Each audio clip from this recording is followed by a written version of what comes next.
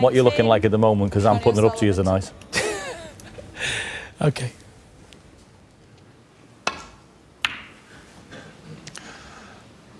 A real test of Judd's character now. We did see him bow his head.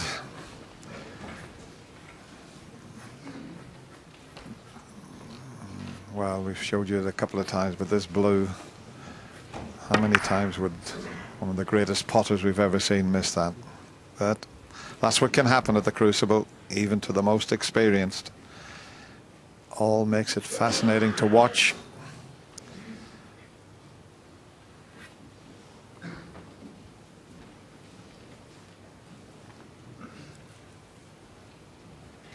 That's what he's faced with. That one red that's potable. It looks as if he's going to take this on.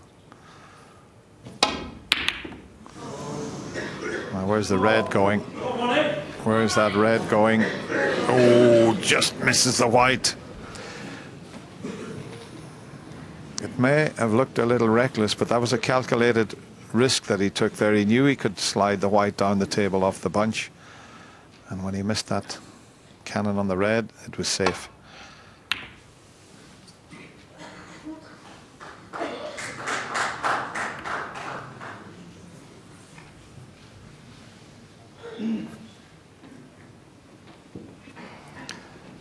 The red into the right corner is no use for Judd. He'd go straight into the bunch, so good safety shot here.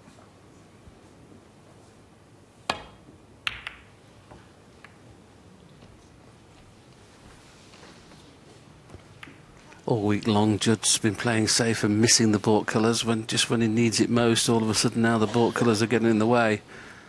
His safety success has been pretty good. He's still leading O'Sullivan in the safety in this match, but trails by 4 frames. But his pot success rate is, that's why he's losing. It's below 90%, and Judd's never ever below 90%. It is at 85%. That's the reason the score's 11-7.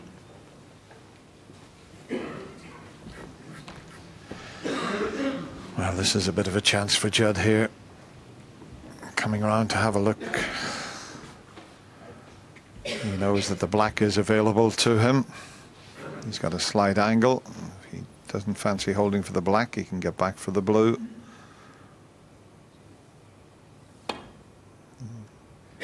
He's played for the black and he queued up very smoothly.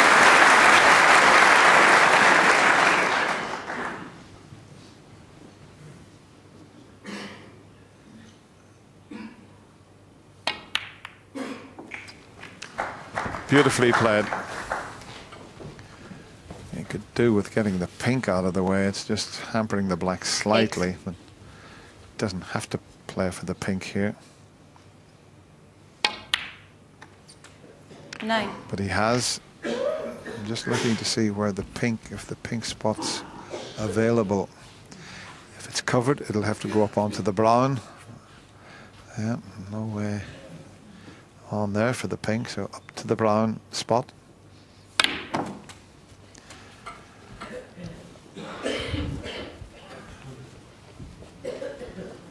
Just always getting betwixt and between. He likes it on the red into the corner, the one that's 2 down from the red nearest the cue ball. He's having to take the more difficult red now. He's played 60. it okay, but just hasn't got the cue ball under control at the moment. Look at the reds, the way they're situated here.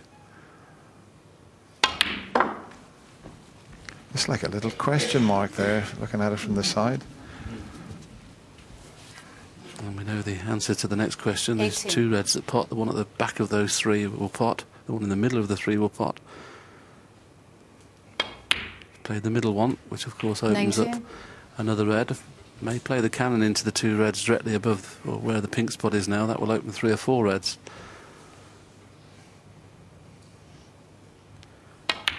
That's what he's played.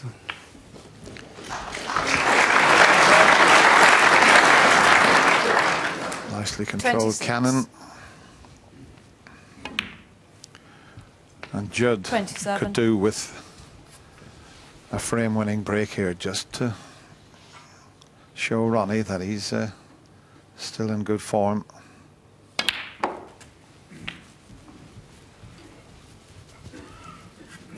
boys in the studio have, 34. as in commentary, have said that the only thing that's missing from this match is a century. It's unbelievable to think they've played. This is the 19th frame, and we entered a century. And the highest break, amazing enough for Judd, is just 72, only 93 for O'Sullivan. If somebody was asking you to make a prediction, Dennis, over 33 frames, you'd have said at least 6 centuries, maybe? Yeah, they both have made many, many centuries in their career.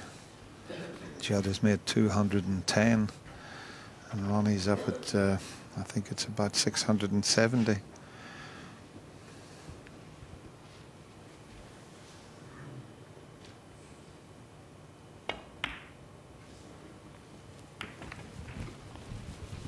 fact, Ronnie has made 689 centuries in his career. Only one man ahead of him, 40. and he's sitting in the studio with around, he can't even remember how many he's made. Stephen Hendry, something like 750.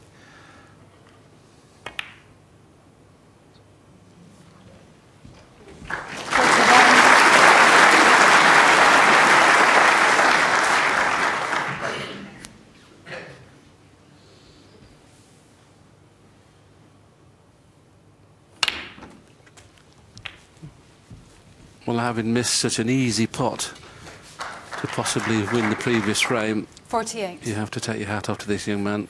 He knows he could have gone 5 frames behind if he'd have lost this one. And to make 48 and counting, very, very good. He's not giving up the ghost, is he?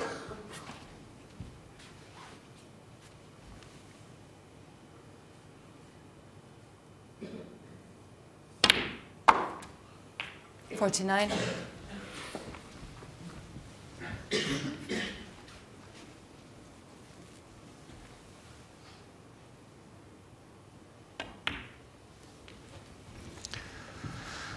Really is showing its class here, Judd Trump. 54. Said he could do with winning the frame with one visit. He's not far away from achieving that.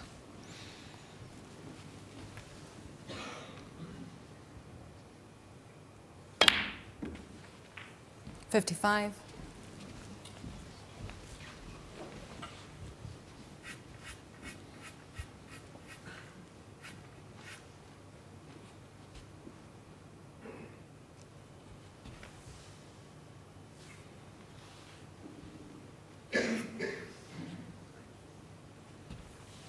Not straightforward to get onto a red here, though. Well, I don't think he's on one, is he? Has he played for the gap? Just about 62. got that gap that you mentioned, Willie. So this is the key to the frame coming up now.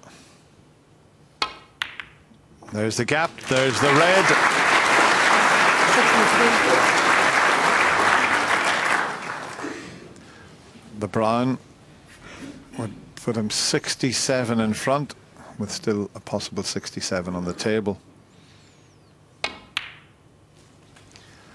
So just this red needed.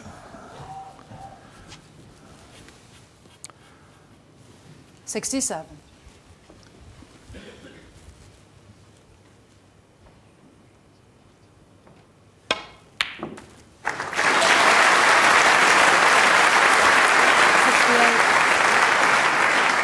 I think he put everything into the pot there. He wasn't really that concerned about getting good position.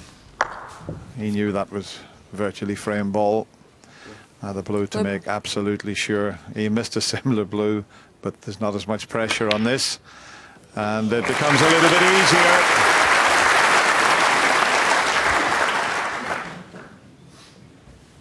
$73.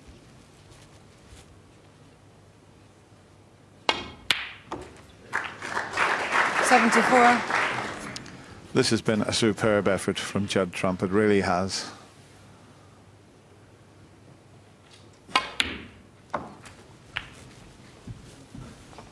It's Judd's highest break of the match already. 78. 79.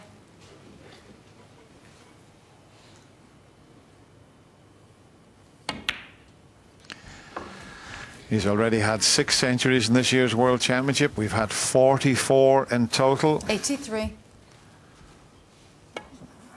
And we've got a superb 84. crowd in here this evening. The atmosphere when the players were introduced was fantastic, and they always like to see a century. I expect quite a roar when Judd reaches the century. 91.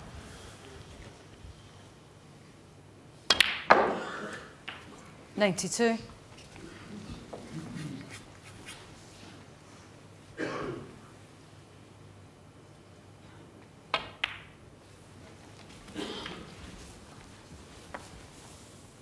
$97. 99. Fantastic stuff from this young potting machine here. Absolutely brilliant.